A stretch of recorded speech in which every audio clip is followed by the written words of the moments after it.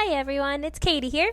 I hope y'all are enjoying the conference today. I physically can't be in attendance as I am currently working on some ammonium isotope work for my second chapter, yay chemistry, but I still wanted to present and tell you all about what I've been working on the last 2.5 years of my degree. So here we go. For my thesis, I have been working on a project in partnership with Aquaculture Association of Nova Scotia, or ANANS for short, in Marionov to work collaboratively with multiple seafood aquaculture companies, including Bounty Bay Shellfish, Cape Breton Bivalves, and Premium Seafood. This project was funded by the Atlantic Canada Opportunities Agency, or ACOA, and an OFI Seed Fund grant. The goal of this project is to determine the feasibility of introducing seaweed aquaculture as a commercial industry here in Nova Scotia. This is the first attempt at growing kelp in an aquaculture setting, specifically on a small-scale farm that have potential to create more jobs in rural communities. Environmentally, we are interested to see if these harbors and bays can support the growth of Saccharina latisma in the water column, and if they do, to see if there's potential for future companies and industries here in Nova Scotia to potentially use seaweed aquaculture also as a way to mitigate eutrophication effects that are occurring in our coastal waterways. To do this, 3 sites were selected in Cape Breton, 1 in St. Anne's Bay, 1 in Lennox Passage, and 1 in Arishet Harbor. Part of our job was to assess the nutrients in each of the bays to determine what the ambient nutrient concentrations, specifically nitrate, ammonium, and phosphate, are. Starting in May 2019, I began my year of water sampling. I traveled up to Cape Breton once a month to take water samples from each harbor in various spots and depths. This was done to determine base nutrient levels and see if the harbors were well mixed. In October of 2019, wild seaweeds from each sample site were harvested to use as spawners to produce seed lines in a bank of gamophytes. For this project, we chose Saccharina latisma, which is commonly referred to as sugar kelp, as our test species because it is commonly found along our coastlines and is used to make some fish feeds and human foods, which are 2 products the companies were interested in using the kelp for.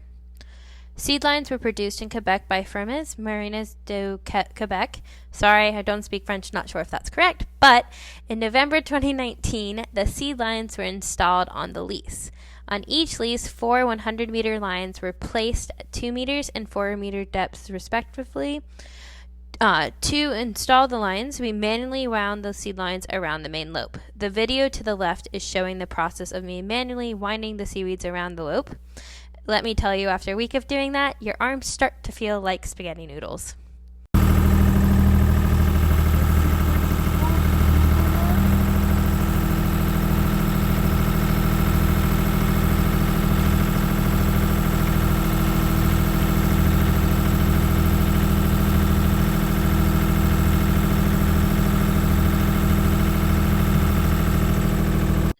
Once installed, the lines sit over the winter to grow. From other studies conducted, we know that in late winter and early spring, Saccharina latisma will grow really quickly and then slow their growth as summer starts. The decreased growth in the summers is thought to be due to nitrogen limitation, as nitrogen is a major nutrient required for biological productivity to occur. However, due to ice coverage at the sites, storms, boats being removed from the water for safety purposes, and COVID-19, water sampling and kelp monitoring was only able to be conducted in Arishet Harbor between December 2019 and May 2020. As I was also unable to travel to Cape Breton for the harvest last June due to the lockdown, the farmers harvested the sea lines for us, and that same day shipped us 6 half-meter sections from each of the sites so we could examine the quality and quantity of the kelp. The longest 20 were characterized based on various measurements, such as blade length, width, and thickness. Subsamples of the seaweeds were also taken for isotopic and nutrient analysis. Based on the data I have analyzed thus far, we have found that there was little change in temperature and nutrient concentrations in each of the bays themselves between May and September of 2019. Across the board, the nutrients were very low until they all started to increase in October and November. As I mentioned earlier, we were only able to sample water from Arishet Harbor during the winter months.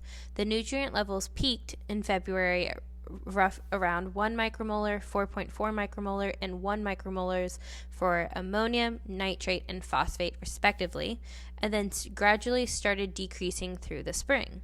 At the moment, we are assuming that the nutrient concentrations in Lennox Passage and St. Anne's Bay follow a similar trend because of how similar the waterways seem to be when comparing other factors.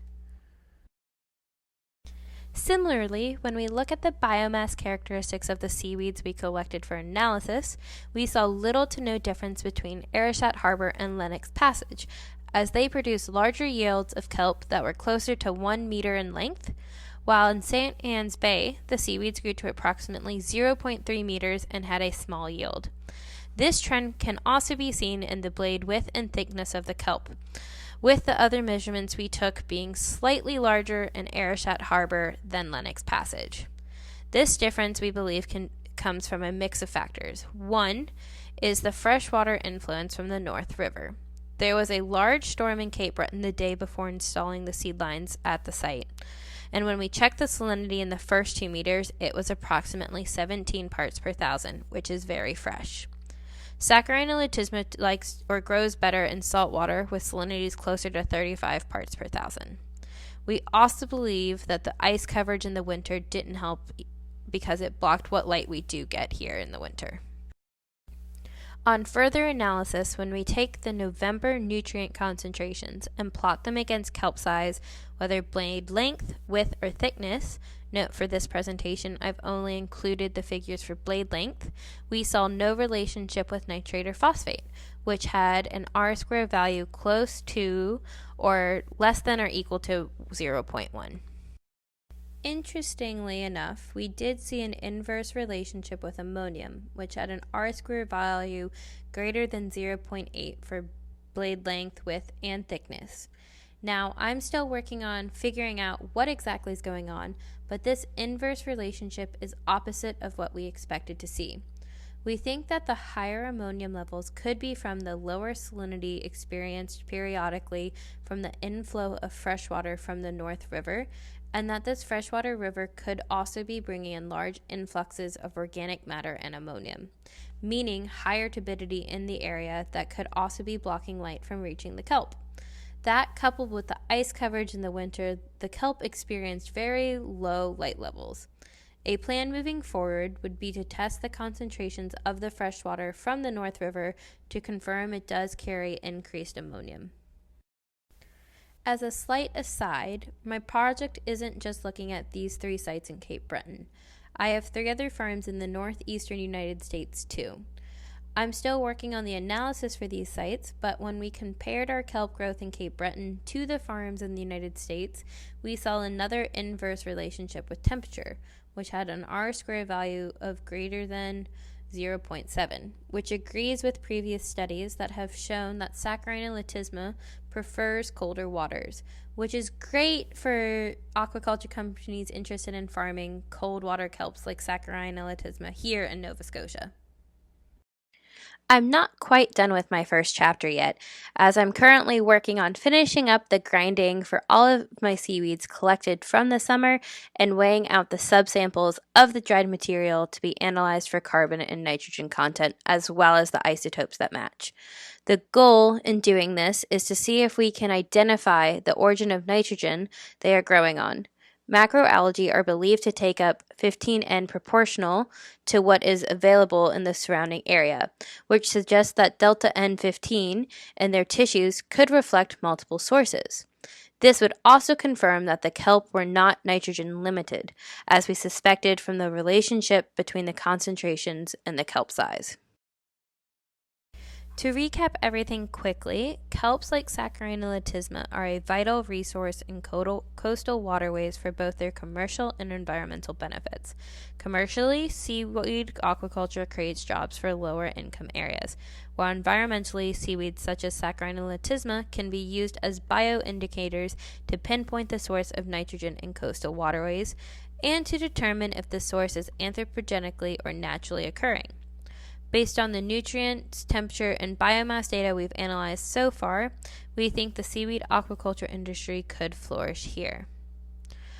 As I mentioned in the beginning, I'm sadly not able to be here, which is a total bummer, but I love answering questions. So if you have any at all, please email me at the kframe@dow.ca. Or if you have comments or suggestions about anything, you can also email those too. I would love the feedback. Students, if you have any burning questions, you can ask me tonight at the after dinner thing. Before I sign off, I would like to thank all of our collaborators for all of your time and energy on this project.